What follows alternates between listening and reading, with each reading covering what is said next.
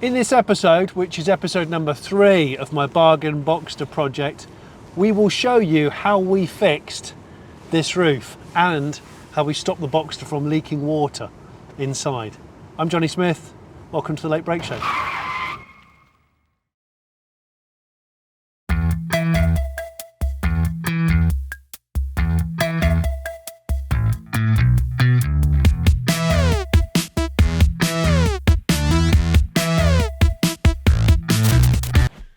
Okay, before we carry on, I've got a bit of an admission to make. I self-filmed a day's worth of having the Car Hoods Northern guys in Cheshire carefully repair my Boxster's electric roof mechanism. And I was really pleased with how we filmed it and how it turned out. But the SD card of footage somehow got corrupted, which means the footage doesn't exist. However, Elliot, the Cabrio hood guy who runs the business, does a lot of Boxsters, and he kindly filmed the following parts for me on a customer's car. Thank you so much, Elliot. Hi Johnny, it's Elliot here from Car Hoods Northern. I've got a Porsche Boxster with me here. It's a 987, where yours is a 986, but the only real difference is we've got a glass window in this where yours has got the PVC. So I'm just going to go through this car with you. This has actually got separate faults to what yours has.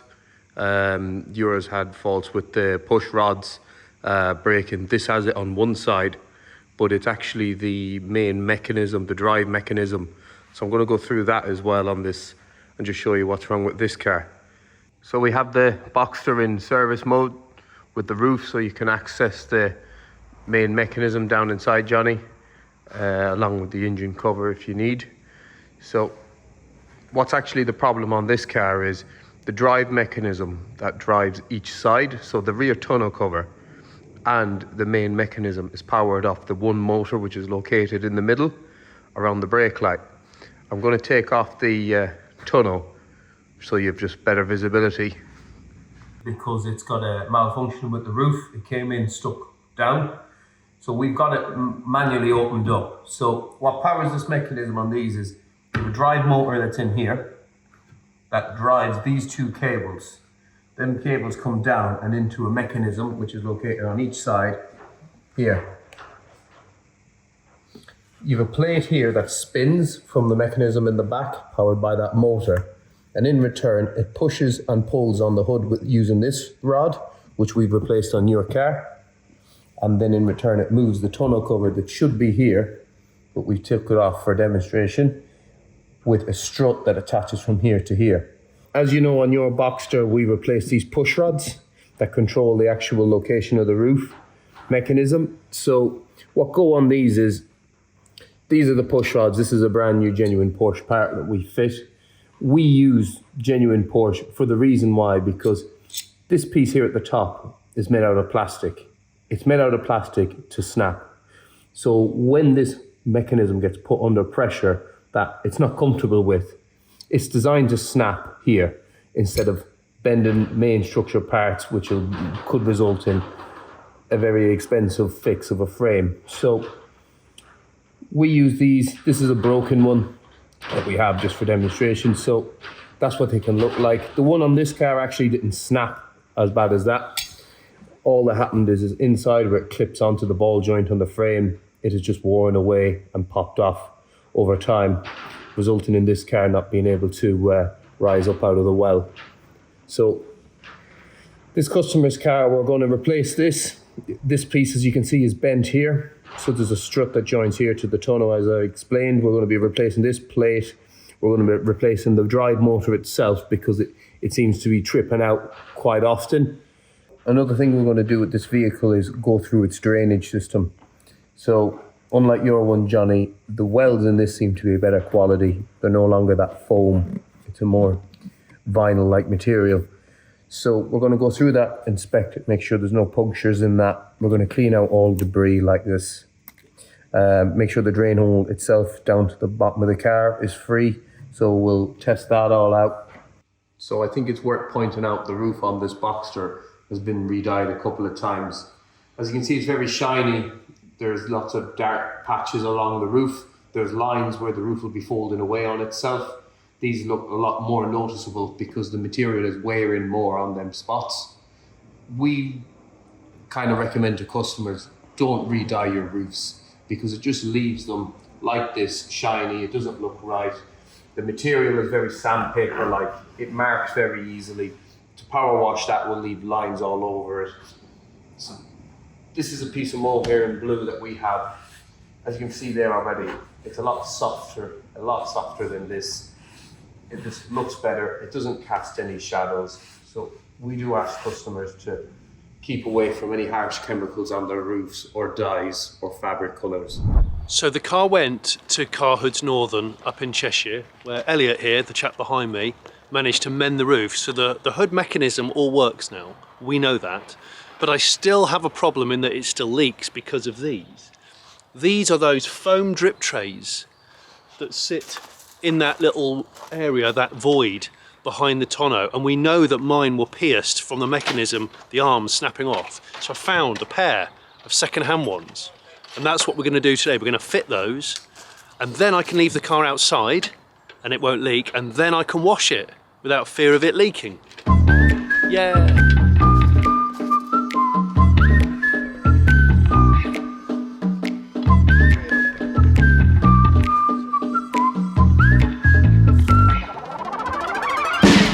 Right, you just seen me and Elliot lift the whole mech off, so the Boxster has no roof. So access now is amazing. Obviously the engine lives under there.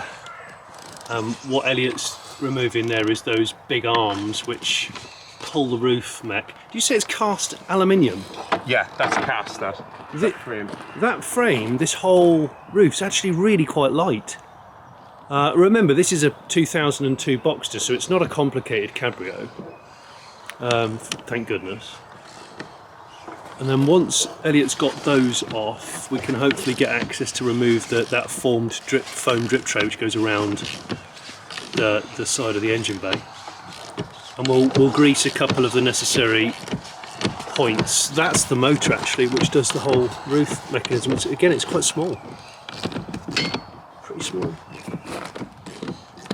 I want more days like this, please, where that's in the sky. More of those, please. I like that thing in the sky there, it's good. Now the entire mech is off. Once again, you can see how mashed and damaged various parts of this drip tray are. And this was all flagged up. We already knew it was the case when I bought the car, but it was flagged up when I took the car to La Rose to be serviced. It was one of the things they put in their inspection. Drip trays pierced, damaged. And then of course this thick carpet, which has loads of sound deadening in it, the water then goes down the back and into the floor carpet, and that's when you get body control death.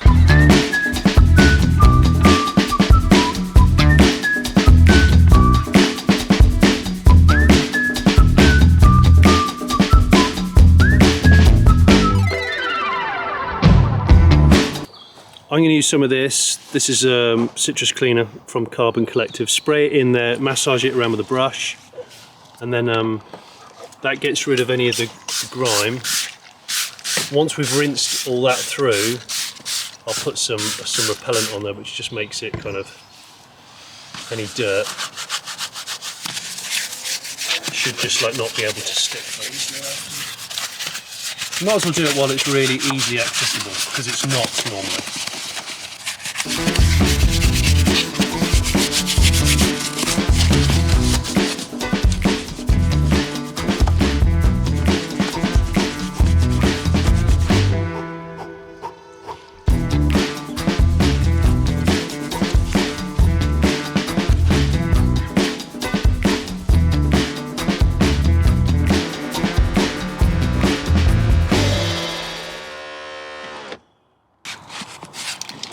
So we've tested them now. We know that they both don't leak and they drain well.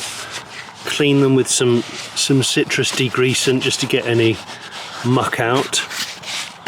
And then spray it with some of this fabric protectant, which I'm going to use the same stuff actually on the cabrio roof. But I thought I'd just spray it in here, let it go off.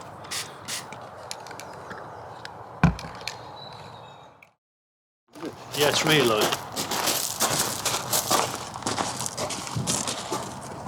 It's really low. So what we don't want to do is we don't want to pierce that foam drip tray that we've just replaced. So the little arms that Elliot replaced before, I'm holding in my hand, I'm making sure they don't go in the wrong place. I'm now going to stop talking. So, I see. Yeah. Okay. Protectant in the new drip trays. Those drip trays were 30 quid each second hand, so a lot cheaper than Porsche, but obviously make sure that you're buying one that doesn't have a hole in it. Otherwise that's useless. You probably could repair certain little piercings with silicone. Mine were beyond it. In fact, I'll show you how beyond it they were. This is how beyond repair my drip trays were. Can you see all those holes down there? Well, they're not supposed to be there. And that is not supposed to be there. These were mullered, where that arm snapped off and kind of went through. It looks like it's been attacked by a dog. And that's why the car was leaking so profusely. Because that drain hole is the original drain hole. There shouldn't be any other holes lower down. Nearly there.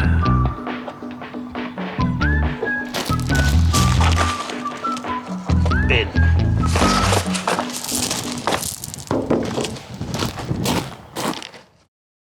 So after using the car for a couple of months, weather's been awful. Car seems to have been great. It stopped leaking, hallelujah. One morning after a week of it sitting in torrential rain, it didn't sound right and it was misfiring. And I've seen from my sheet from La Rose, some of the coil packs had cracks in them, and that's pretty common for these cars. And it turns out one or several of the coil packs had broken down and it was missing, and I just had to do something about it. So I decided on my birthday of all times to change all the coil packs, all in one hit. So I've taken it upon myself to change all 6 coil packs. I could just diagnose the one, probably is just one, that's the problem, but I can't be bothered. I'd rather just do them all in one hit, and then I'll save the ones which aren't cracked for a rainy day, and the cracked and damaged ones I'll discard. So that's what I'm going to do now. Time to get this off the gravel and into the barn. No, I still haven't cleaned it yet. I'm saving it. I'm saving it. I want to get the thing mechanically perfect before I do any of the cleaning.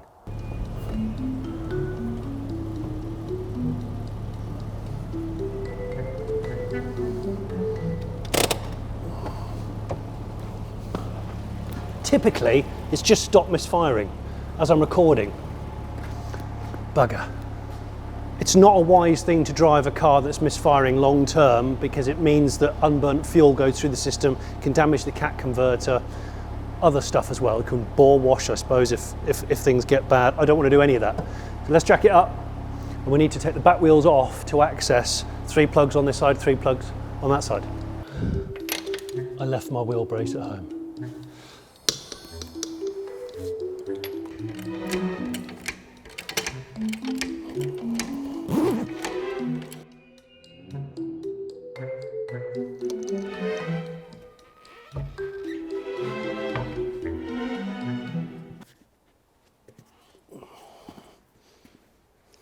So when you take the wheel off, this is what you're faced with on a Boxster.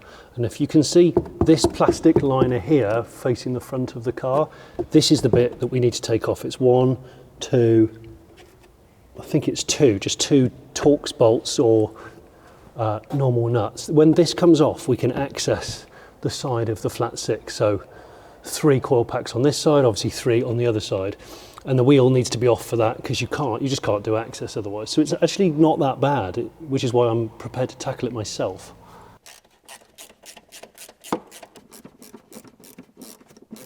So it's got a lot of crud on it from all the bad weather that we've had recently. Not really Boxster weather, but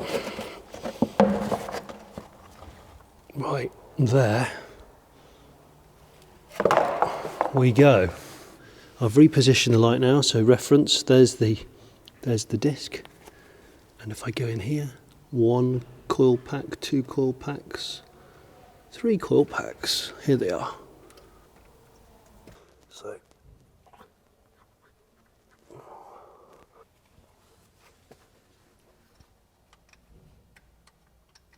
So I've disconnected the connection here with just a little tab, and then this coil pack here is ready to come out, you see? Always disconnect your battery first, that's a good thing to do. So now I've got to do that one, which I've already loosened off, and then that one. And then cover on, wheel on, round to the other side. Right, I think I've found the culprit. Don't know if you can see some cracks on the side of this coil pack. This is from the frontmost cylinder on the near side. This looks like it's had a hard life. The others looked okay so far, but this one I reckon could be the issue. Always inspect your coil packs, or whoever's servicing your car should do it, because obviously you've got to take these out to take the plugs out, which is what happened with me. And they did say there's corrosion to the coil packs, which is what I reckon that is. Right, Baru. Good German make for ignition bits. So, here's one of the new coil packs. And this is ZS178. I think the originals were ZS177, which is like this knackered one. I think it's not quite as deep. Oh, I might be wrong actually. 1, 2, 3 coil packs renewed. The one on the far left, where this pipe is obstructing it, that's the one that was damaged, and that was also the biggest swine to replace, so I suspect that's why it's been left longer than the others. Who knows? All I know is it's time to now put this wheel arch liner back on and move to the other side. You can see there's some crud. This needs a good clean, a really good clean. Bring it up to standard.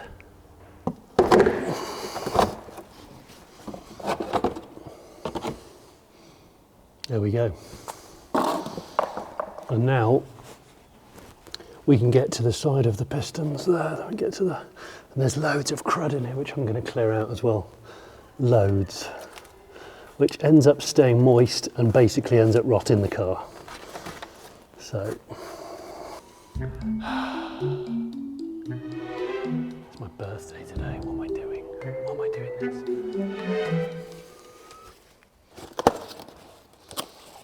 Good thing about the coil packs is they come with new bolts.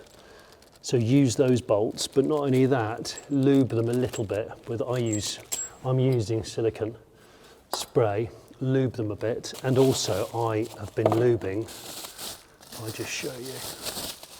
I've been lubing these parts, this big rubber tunnel which goes into where the spark plug is. I've been putting a little bit of silicone lube on there and on the connector, just so it all goes in nice and tight. Doesn't create too much of a vacuum when it goes in. There we go. Make sure that not only do you use the new bolts and make sure they go in right, but make sure that when you plug the plugs in, that you really click them in place. You might need to push them pretty hard. So here you have it. That's the very last one that needs doing. That one's new, that one's new bolts. First time I've ever worked on a Porsche. It's all right. It's a bit annoying in places, but not so bad. I feel quite confident now. Maybe I'll service it next time myself. Okay, moment of truth. Is it going to start? You know, it should. And is it going to not misfire?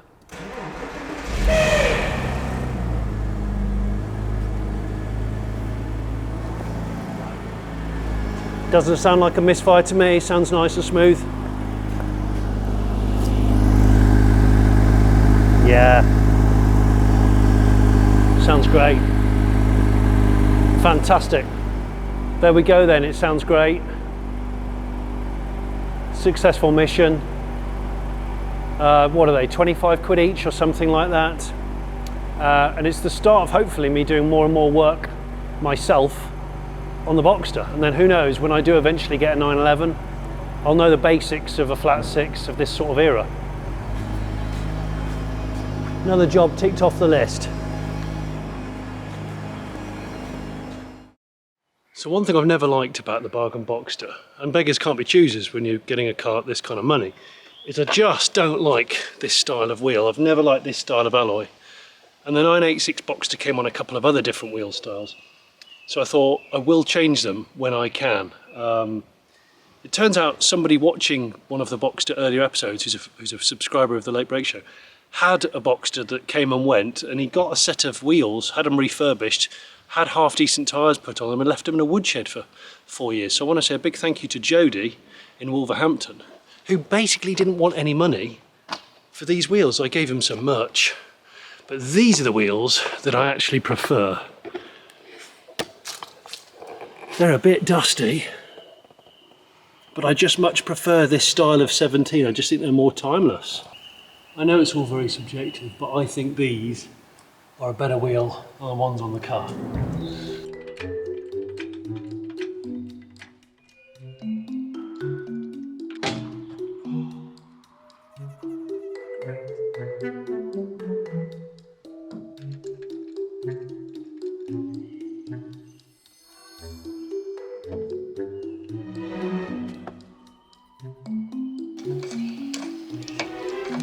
Can't believe the tyres are really good as well. Just goes to show, you see, you know, on the second-hand market there's so many of these being broken for spares because they made so many. You can really run a Boxster on a shoestring, on a budget, and you can get really good pattern parts for them as well. And they don't cost much to insure. Like, not a lot at all, comparatively. It's great. Come on then, viewers. Quick poll. I know they're not cleaned yet, but do you prefer these? Car's sitting a little high because I've just taken it off the jack. Or do you prefer these? I know what I think, and what I think is that those are a bit gash.